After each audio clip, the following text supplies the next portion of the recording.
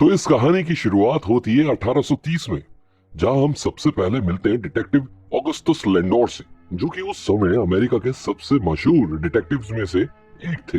तभी हम देखते हैं कि वहां लेंडोर से मिलने न्यूयॉर्क के मिलिट्री एकेडमी के कैप्टन हिचकॉक आते हैं, जो लेंडोर को बताते हैं कि एकेडमी चीफ सुपरिटेंडेंट थेयर उनसे मिलना चाहते हैं। जिसके बाद लेंडोर एकेडमी जाकर थेयर से मिलते हैं, जहां लेंडोर को बताया जाता है कि उनके एक सैनिक लीरॉय फ्राई ने फांसी लगाकर सुसाइड कर लिया है। पर इस घटना की अजीब बात यह थी कि किसी ने उसकी छाती चीरकर उसका दिल निकाल लिया है, और इसीलिए एकेडमी चाहती थी कि इस केस को सॉल्व करने की जिम्मेदारी लिंडोर को दी जाए। इसके बाद लिंडोर फ्राई की लाश देखने जाते हैं, जिसे देखकर उसे पता चलता है कि फ्राई ने सुसाइड नहीं किया था, क्योंकि उसके शरीर पर ऐसे निशान थे जो साफ बता रहे थे कि मरने से पहले फ्राई अपनी जान बचाने के लिए उस खूनी से लड़ रहा था। और ये बात इसलिए भी सच थी क्योंकि जब एकेडमी के सैनिकों को फ्राई की लाश मिली थी तो वो पेड़ से तो लटकी हुई थी, लेकिन फिर भी उसके पैर जमीन को छू रहे थे।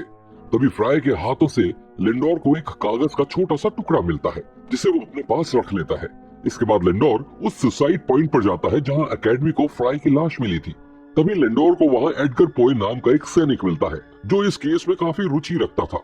जिसके बाद वो इस केस से जुड़ी हुई कुछ बातें लिंडोर को बताता है, जैसे कि फ्राई को लोगों से ज्यादा घुलना मिलना पसंद नहीं था, और साथ ही उसे लगता था कि जिस किसी ने भी उसका कत्ल किया है वो एक कवि है, क्योंकि एक कवि ही किसी इंसान का दिल निकाल सकता है, क्योंकि शायद वो इस दिल को एक सिंबल की तरह इस्तेमाल करना चाहता होगा। जिसके बाद पोए लिंडोर को हैरी नाम के एक दूसरे सिपाही से बात करने को कहता है, जो कि फ्राई का दुश्मन था। इसके बाद अगले दिन जब लिंडोर हैरी से बात करने जाता है तो वो उसे बताता है कि उन दोनों के बीच कुछ अनबन तो थी, पर वो उसकी जान ले ले ऐसी कोई लड़ाई उनके बीच कभी नहीं हुई थी। तभी उस एकेडमी के कैप्टन को एक चिट्ठी के हवाले से खबर मिलती है कि उनके पास ही एक गांव में किसी ने एक गाय और एक बकरी को बड़ी बुरी तरह मार दिया है, और साथ ही उस खूनी ने उनके भी दिल उनके शरीर से उसी तरह गायब कर दिए थे, जैसे कि फ्राई के साथ हुआ था। अब ये केस बुरी तरह उलझ जाता है, जिसे देखकर लेंडोर पोए को अपने साथ काम करने के लिए मना लेता है।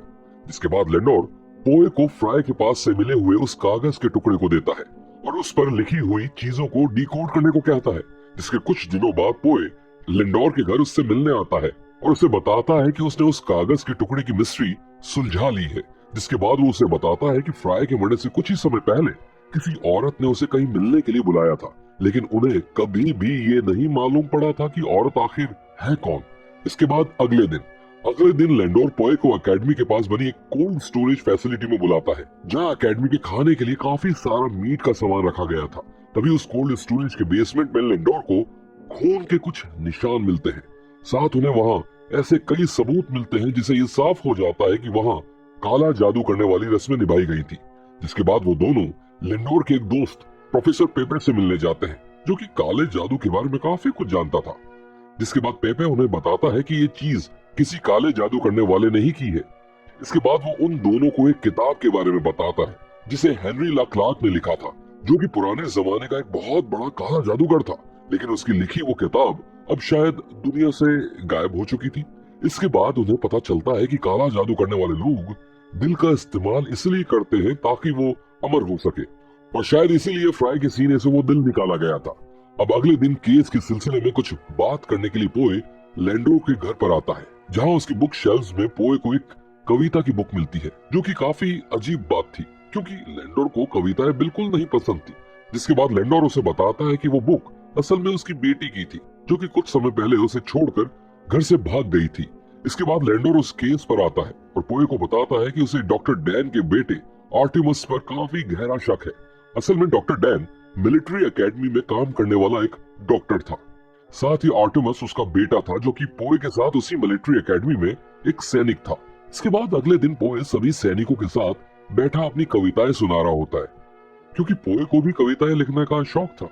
अब धीरे धीरे जैसे बातें खुलती जाती हैं, वैसे वैसे पता चलता है कि शायद फ्राई का अफेयर आर्टिमस की बहन लिया के साथ चल रहा था। वो लिया ही थी जो फ्राई के मरने से पहले उससे मिलने आई थी। खैर, अब अगले दिन की सुबह होती है, जहां हम देखते हैं कि एकेडमी के पास बने कब्रिस्तान में अब फ्राई को दफनाया जा रहा था। वहीं लेंडोर की मुलाकात फ्राई की मां से होती है, जिसके बाद वो लेंडोर को फ्राई की एक डायरी देती है, जिसमें फ्राई से जुड़ी कई सारी चीजों के बारे में लिखा गया था। जिसके बाद लेंडोर उस डायरी में लिखी सभी चीजों के बारे में जानने की कोशिश करता है। उधर आर्टिमस अपने सभी दोस्तों को अपने घर बुलाता है और जहाँ आर्टिमस की बहन लिया को पहली दफा देखते ही पोए लिया से प्यार कर बैठता है। जिसके बाद पोए और लिया में बातचीत होना शुरू हो जाती है और धीरे धीरे अब वो दोनों एक अच्छे दोस्त बन चुके थे। तभी एक दिन बातों बातों में लिया को मिर्गी के दौरे पड़ने लगते हैं, जिसे देखकर पोए काफी घबरा जाता है। लेकिन कुछ समय बाद लिया ठीक हो जाती है, जिसके बाद पोए उसे उसके घर तक छोड़ कर आता है। लिया को उसके घर पहुंचाने के बाद वापस लौटते लौटते पोए को काफी रात हो जाती है। तभी हम देखते हैं कि रास्ते में पोए का एक साथी सैनिक जिसका नाम रेंडोल्फ बेलिंगर था, वो पोए पर अचानक से हमला कर देता है, क्योंकि वो भी लिया से प्यार करता था और वो ये नहीं चाहता था कि पोए लिया के आसपास भी घूमे। लेकिन तभी एकदम से वहां लेंडोर आ जाता है और पोए को बेलिंगर से बचा लेता है। अब इस बात को कुछ समय बीत जाता है। तभी एक दिन कैप्टन हिचकॉक लेंडोर के घर आकर उसे बताते हैं कि बेलिंगर एकेडमी से गायब है। जिसके बाद लेंडोर एकेडमी के बाकी सैनिकों के साथ मिलकर बेलिंगर को पास ही के एक जंगल में ढूंढने की कोशिश करते हैं और कुछ देर ढूंढने पर उन सभी को आखिर बेलिंगर की लाश मिल जाती है, जो कि जंगल के बीचों बीच टंगी हुई थी। इसके बाद उस लाश को एकेडमी लेकर आया जाता है, जहां डॉक्टर डैन उस लाश को एग्जामिन करके बताते हैं कि इस लाश का दिल बाहर निकाल लिया गया है। लेकिन इस घटना में और पहले हुई घटना में यही अंतर था कि फ्राई का दिल निकालने वाले को पता था कि किसी भी इंसान का दिल उसके शरीर से कैसे बाहर निकाला जाता है। लेकिन बेलिंगर की लाश को देखकर ऐसा लग रहा था कि जैसे किसी ने जबरदस्ती उसके दिल को बाहर निकालने की कोशिश की है। ये सब देखकर कैप्टन लैंडोर पर काफी भड़क जाता है, क्योंकि वो अब तक कातिल का पता नहीं लगा पाया था। जिसके बाद उसे पोए पर शक होता है, क्योंकि कुछ दिन पहले ही बेलिंगर का पोए से झगड़ा हुआ था। लेकिन पोए से इस बारे में बात करके लैंडोर को ऐसा यकीन नहीं होता कि पोए ऐसा भी कुछ कर सकता है। इसके कुछ दिन बाद हम देखते हैं कि लैंडोर और पोए दोनों डॉक्टर डैन के घर पर खाना खाने के लिए जाते हैं, जहां डॉक्टर डैन का सारा परिवार मौजूद था, यानी डैन की पत्नी जूलिया, उसकी बेटी लिया और उसका बेटा आर्टिमस। इसके बाद हम देखते हैं कि लैंडोर और डैन में बातचीत हो रही थी, जहां लैंडोर डैन से उसकी बेटी लिया की हालत के बारे में पूछता है। जिसके बाद डैन उसे बताता है कि उसकी बेटी ठीक नहीं है, उसे बार बार दौरे पड़ते हैं और डैन उसका हर तरीके से इलाज कर चुका है, लेकिन उसकी बेटी की यह बीमारी जाने का नाम ही नहीं ले रही है। अब खाना खत्म होने के कुछ देर बाद लैंडोर चुपके से उस घर की तलाशी लेता है, जहां उसे एक ऑफिसर की यूनिफॉर्म मिलती है, जो शायद लेरॉय फ्राई की हो सकती थी। तभी वहां पर कैप्टन हिचकॉक आ जाते हैं, जो उन्हें बताते हैं कि स्टॉडर्ड नाम का एक और सैनिक एकेडमी से गायब हो चुका है। जिसके बाद लैंडोर स्टॉडर्ड के क्वार्टर को चेक करके उन्हें बताता है कि उसके कमरे से उसके सारे कपड़े भी गायब हैं, जिसका मतलब ये था कि वो वहां से भाग गया है, क्योंकि फ्राई की डायरी से लैंडोय के बारे में पता लगा था। स्टॉडर्ड फ्राई और बेलिंगर का दोस्त था और इन दोनों के मरने के बाद शायद स्टॉडर्ड को लगा होगा कि अगला कत्ल कहीं उसका न हो जाए, इसलिए वो वहां से भाग गया। खैर, इसके बाद लैंडोर पेपे से फिर से मिलने जाता है, जहां पेपे उसे हेनरी लक्लार्क की तस्वीर दिखाता है। जिसके बाद लैंडोर को डैन की फैमिली पर पूरा शक हो जाता है, क्योंकि हेनरी लक्लार्क की वही सेम तस्वीर उसने डैन के घर पर भी देखी थी। इसके बाद लैंडोर सीधा डैन के घर जाता है, जहां डैन को डराने और धमकाने के बाद डैन सारी सच्चाई लैंडोर को बताता है। डैन उसे बताता है कि असल में हेनरी लक्लार्क उसके पूर्वज थे। जिसके बाद लैंडोर को डैन के घर हेनरी का काला जादू सिखाने वाली किताब भी मिल जाती है।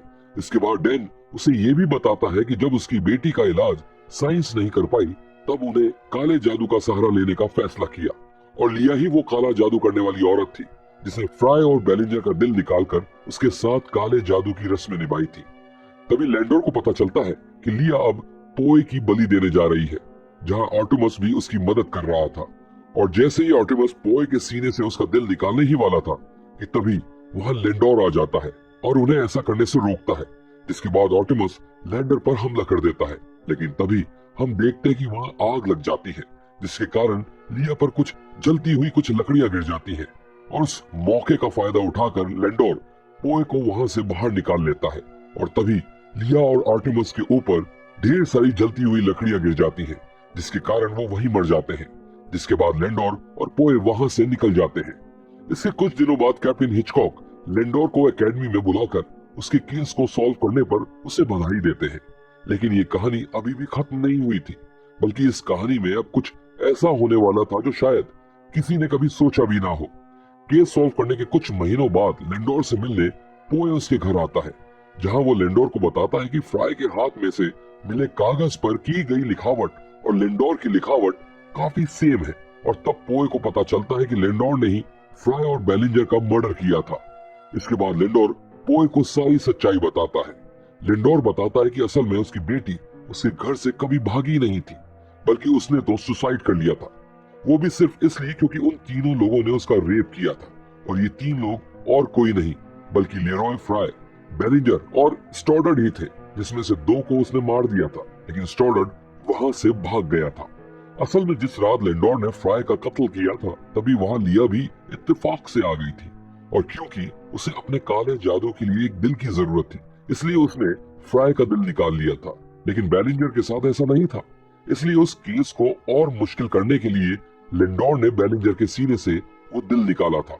इसी वजह से डॉक्टर डैन ने बताया था कि फ्राई और बेलिंजर दोनों के दिल अलग अलग लोगों ने निकाले हैं। साथ ही केस को और भटकाने के लिए ही लेंडोर ने उस गाय और बकरी को भी मारा था।